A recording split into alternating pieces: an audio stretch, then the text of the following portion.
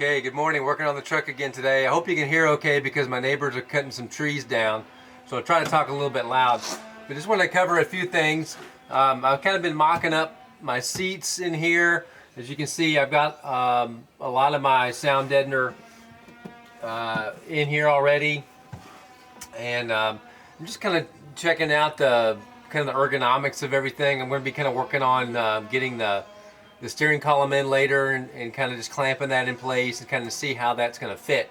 But before I start putting the air box and the evaporator box and everything back in here, I wanted to finish up inside this cowl channel. And what I'm going to do is on the inside, I'm going to go in and put a coat of Pour 15 with just a foam brush in there. Just coat down in there really well on the inside. Many of you know you can paint pieces of metal on both sides, but then when you weld them up, it just burns the paint right off. So that it's still going to rust through if you don't recoat it. So that's kind of a tough place to kind of get down into. But I've got it all seam sealed up and everything on the outside. Got it painted on the outside, so I just want to finish on the inside. So just to make sure that I got everything coated in there, I actually have a little inspection camera that I'm going to put down in there and just kind of check and make sure I've got everything coated. So I'm going to do that on both sides so that can be drying while I'm kind of just mocking everything else up. Okay, just to give you an update on where things are, I've worked most of the day yesterday on the truck and got quite a bit done. I've got my brake pedal in, master cylinders on the firewall, I've got the accelerator pedal bolted back to the firewall, got the e-brake on, and the way the e-brake is kind of set up here, I left a portion of the Vic where the e-brake bolted to.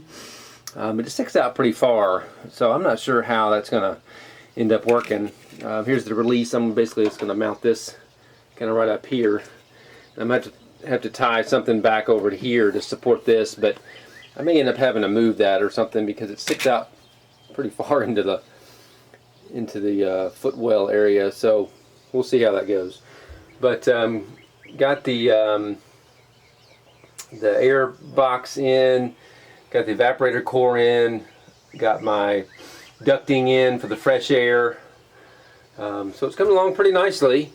What I wanted to talk about today, or a portion of this, is how I'm doing the seats. And if you remember from a previous episode, I've got these Volkswagen bucket seats, and in order to mount these, what I'm doing is I took the tracks off of the Crown Vic seats, the Police Interceptor seats, and so basically I just cut, there was some rivets in here, so I just cut those rivets out. So I've got the two tracks. So since I'm using the floor, the bolt holes are all there, so why not use them if I can. So I've got the tracks bolted in here on both sides, and then where the seats the bolts go through the Volkswagen seats, I can kind of show you here. They're about I don't know, it's about 18 or 19 inches apart from one to the other side. And the nice thing is that these are completely flat and level on both sides. And so when the seat's sitting just flat on the ground, it's level. So they're about 18 or 19 inches apart here, and then about 14.5 inches from front to back. And so what I've done is I've just made took some 1/2 inch by 1.5 inch tubing and basically just drilled them the distance apart here, and then I just welded a spacer in there so it doesn't compress when I bolt that in, and then I just capped off the ends here. So what I'm going to do is I'm going to bolt these on to the seat here, and then I'm going to get my seats where I want them in the cab, and then I'm just going to tack the tubing onto these brackets, and then take the seat back off, and then weld these pieces of tubing across, and the seat's going to come a little bit more toward the door side than what these tracks really dictate, but I think it's going to be fine. If I just weld this in nicely to this bracket, it'll support it just fine. If it doesn't, I'll do something different. But so that's what the plan is today. The back one's going to be kind of like that, where the seat's going to be mounted on that. So we'll get to working on that. So a quick update on the seats. I've got them in and mounted. Got the frames completed and installed. They're painted. Everything's in there. Worked out pretty well. I'm pretty happy with how everything turned out. This piece of square tubing is kind of right down on the floor pan here, but I'll have to just kind of make a little bit of a relief there when I put my carpet in, because I obviously don't have my carpet in yet, so I'll need a little bit more clearance there. But everything worked out well as far as using, you know, the old brackets from the Crown Vic, which you can kind of see under there. Again, I just kind of cut the track off of them, cleaned them up, and then just welded these cross tubes across the top. So everything's kind of bolted. Oh, these are actually welded to the Crown Vic frames, and it's bolted to the floor here. Then the seats are bolted through this. Seats are bolted through this channel. So things are coming along pretty quickly here. Got the seats in. Got the rear glass back in, and that was a bit of a fiasco, I have to say, because I tried to put it in with the seal backwards, and that doesn't work very well. Let me be the first to tell you. Make sure you got the seal going in the right way. So I've got a lot of urethane and everything to kind of clean off from around the seal, just kind of clean this up, because it was a huge mess. Yeah, big fiasco. Got the column in as well. I'll show you kind of how that went in and how I hooked everything up as far as that goes. We've got the gauges just in here plugged up and loosely sitting in the space. I haven't decided if I'm going to use those gauges or go with some aftermarket gauges. I really like to go with some aftermarket gauges, but I'm probably going to have to save a few pennies before I do that, because those are pretty pricey. Got all the wiring and everything kind of loose in here. I need to get the brake booster and the pedal and everything back in, and then we're going to be firing this thing up, which I can't wait to hear it run. Okay, so this is the steering column that I chose. Pretty much the same column that River City used in his build. Pro header, just from Amazon. I used a 28-inch.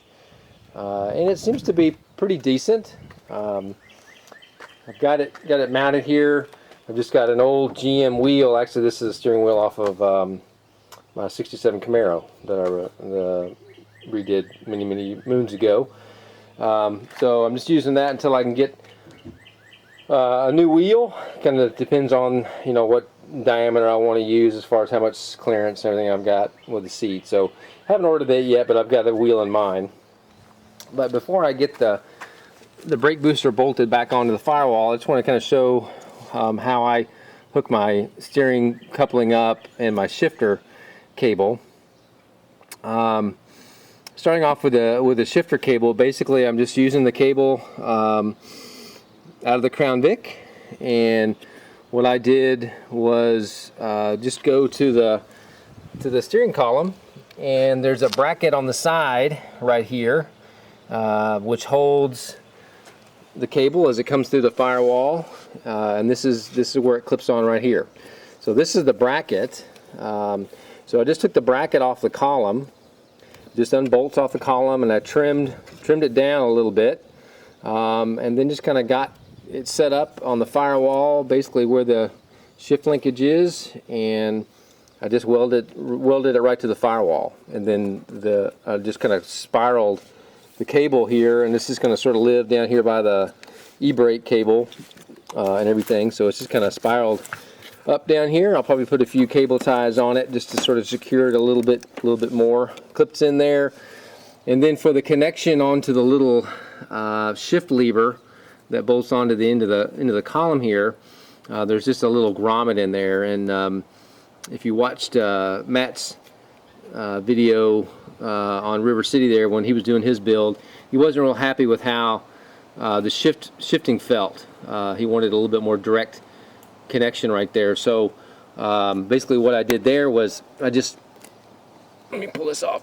I just went back again to the column, and where the column bolts onto there's a little cast shifter bracket here, and I took that off the column and just cut the little portion out of metal here that the cable bolts onto, or not bolts onto, but just pops onto there. Oops, sorry, camera's bad. That the cable pops onto, and I just welded it right into this bracket here, just kind of on both sides. Just kind of welded it in there, and then that just pops right on there. And the shift feels really good now. It's nice and tight. There's really no movement whatsoever with that cable. So that's the shifter. For the steering linkage, this is all the Crown Vic. This is the U-joint here, the bar that kind of comes up from the rack down here. There's a bolt right here for the coupling, and then there was a kind of a tube with a slip-in piece here. And so I just cut that tube off, basically right there, and then this piece kind of slipped up into another portion that ultimately connected on up into the steering shaft. So I just kind of took this bar, these two bars, and I cut this piece off, and it's kind of this little cloverleaf design, and then I slid this piece down into this portion, and I cut a segment off here, and I slipped it down in here, and I welded it in there. So this is solid. I kind of welded this segment down into here, so this is all solid. And then the portion I cut off here was a part that has like a little double D fitting that goes into this portion of the column, goes right into there, which then goes up into the shaft here, steering shaft there. That's where I cut that portion off, and it fit right into the end of this aftermarket steering column just perfectly. With that, I think they call that like a double D bar or something like that. It's a GM thing that slides up in there, the intermediate shaft. That just fit up in there perfectly. I drilled a hole all the way through both of those components, and just put a grade 8 bolt in there just for security, and then I welded, actually kind of triple welded all the way around that. So that's my steering coupling, and it seems to be working like it should. I'll find out when I get it started up and can take it down the road. We'll see how it goes. So that's going to be the next thing. Get the brake booster bolted back on, get all my wiring connections and everything back in, the PCM back in, hook a battery up to this thing, and see if she'll fire up. Okay, so I'm just going to review real quickly how I mounted my column in this truck. So this column is really nice in that it's got a straight shaft. It's about 2 inches. It's actually 2 inches in diameter, and it goes through the firewall opening in the Crown Vic just perfectly, with just a little bit of extra room to spare. And so what I did was the original F100 pedals kind of bolt here, and then they obviously come down. And so I just cut the portion that bolts to the dash off, because that was all I was going to use, because it has the original steering column mount here, which is just a little bit bigger than this aftermarket column. And so I wanted to use that bracket if I could, basically locate the steering column in pretty much the same place. So I had to cut down part of this bracket. This is the part that bolts into this, that kind of comes down a little bit and hangs down. It's got a half circle in it that accepts the top of the steering column, and then there's a little lower portion, like a muffler clamp thing almost, comes around the bottom, and then it's got like a little rubber bushing in it. So I cut this down because it was a little bit taller originally, because the column was a little bit lower, and I needed to move this up a little bit. So I cut this down so it bolted up in there a little bit more tightly. I don't know if you can kind of see up in there where it was. And so I've got the column pretty much right up towards touching the bottom part of the dash. So I didn't want to cut into the dash if I could avoid it. And I think it's going to be okay. I think my clearance from the seat and the steering wheel and everything's going to be fine. Because this is about a 16-inch diameter steering wheel, I think. And I'm going to probably end up putting like a 13.5-inch diameter, a little smaller wheel on it. So it's going to give me a little bit more clearance. So that's the upper mount. I wanted to mount it in two places. So for the lower mount, what I did was basically where the column goes through the firewall, there's a couple studs here. And there was originally like a bearing kind of thing that sat in here and a seal. So when you take all that out, there's still these two studs there. So I got actually just from my local home improvement store, just got a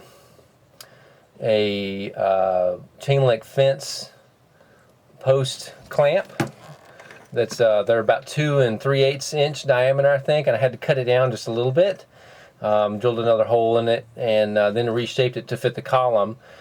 And then using kind of this original this portion, which was a part of the metal portion that held the bearing, the little seal that was in the original car, using that kind of as a template, I just welded a couple brackets on either side to that, so it would made up perfectly with these studs. And so then that's bolted in there, and then it clamps the wheel. So that's really nice and tight in there, which is, oops, sorry. Camera tricks. Sorry about that. So that's really nice and tight in there, and so that works very well. Nice and sealed up. So that's how I mounted my column.